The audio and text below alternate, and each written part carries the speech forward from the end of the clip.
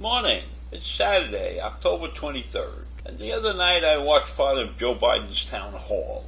And I was really not impressed with what was going on much, but I will say this, the sets were beautiful. They caught my eye. But the rest of it was a lot of walking around the stage and Anderson Cooper asking a lot of tough questions and Joe Biden giving some decent answers. And they talked about the filibuster, and Biden readily admitted that he would like to get rid of the filibuster. But unfortunately he can't because he would lose Democratic votes. He's got Sonoma and Manchin. They don't want to get rid of the filibuster. So he's stuck with that. And meanwhile his big fight is to get his reconciliation done and his infrastructure done. And he can't concentrate on anything else until that's done. Now the political reality is that much of Biden's support, getting rid of the filibuster, is not that important right now. But because of the filibuster, the voting rights issue, the voting rights bill, which is very important, is not going to have any action taken on it until they get these two monster bills passed. And in my mind, right now, the Democrats are doing a shitty job running this country because they can't get their act together. They can't show a unified front to the rest of the world and to the people in the United States. And so, when you look at the stalemate that we are in, because you need 60 votes in the Senate to pass certain things, and you can't change that rule, the filibuster rule, then you're not going to get anything really done. I mean, look at the battle over these two bills. And it's okay to have that battle because those bills are going to cost a lot of money and nobody's really sure how we're going to pay for them. So that's one thing that came out in the town hall meeting.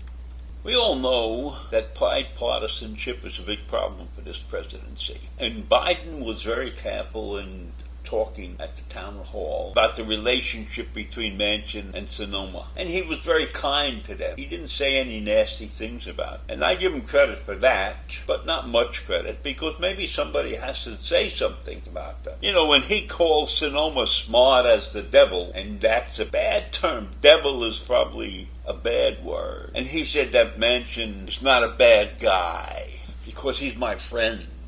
You know, friends don't do certain things. Friends can bend a little bit. But Manchin has his own agenda, and he's fighting for his life in West Virginia, you know. And that's a big problem, you see. That's the big problem in this country. These people are not in it.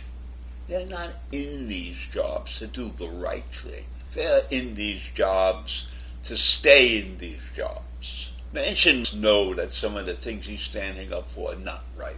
I don't disagree with him 100% on his fight for the costs of the bill. That's fine, but he's not doing it for that reason. He's doing it to keep his job. And that's not what we elect these people to do.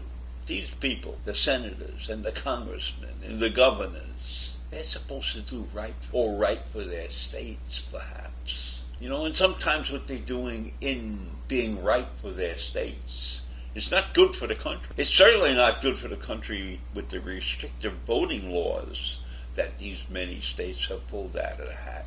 And then we look at that. Those are all bad for the country, but they're good for the Republican Party. And they're good for these people because they want to keep their jobs. So there's a lot wrong with this country. And part of it is the people who are elected by the people. And you know that Joe is telling everybody he's going to get these bills passed, but these people in the audience were not happy with how they were going to be passed, because they want free community college, and they want dental, and they want eye vision, right? So when you're taking those things out of the bill, you're not making these people happy. And so what if those things cost a few bucks more?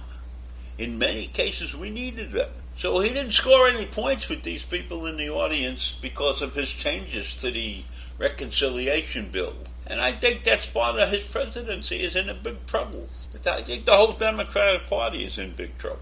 They can't come together and show a unified front when the Republicans are standing there like a brick wall, nothing out of place. You only got one Republican, two Republicans, Cheney and Kinzinger, who go and act like human beings. It's a difficult situation. And I don't think that Joe did a great job in defending his positions. So with everything that I've said and everything that was said by the people in the audience, Joe thinks he's down to 4 or 5 issues and he thinks he can get these things passed. He thinks he can get where he wants to be. And I'm not sure that everybody in that audience agreed where he wants to be, and I'm not sure that everybody will ever agree with where he wants to be, because everybody has a different opinion of where they want to be, and that's a difficult situation. It's a difficult situation running a democracy. It's got to be the toughest job in the world to run a democracy, especially when you have obstinate people on both sides of the fence. So I don't know what's going to happen. Bottom line is, the only great thing that I saw at that town hall meeting was the sets. They were beautiful. And I wish that the country turned beautiful again, too. So I think we're stuck with this situation. And I think, as I said the other day, the Democrats are in for a big fight. And they will probably lose in 2022.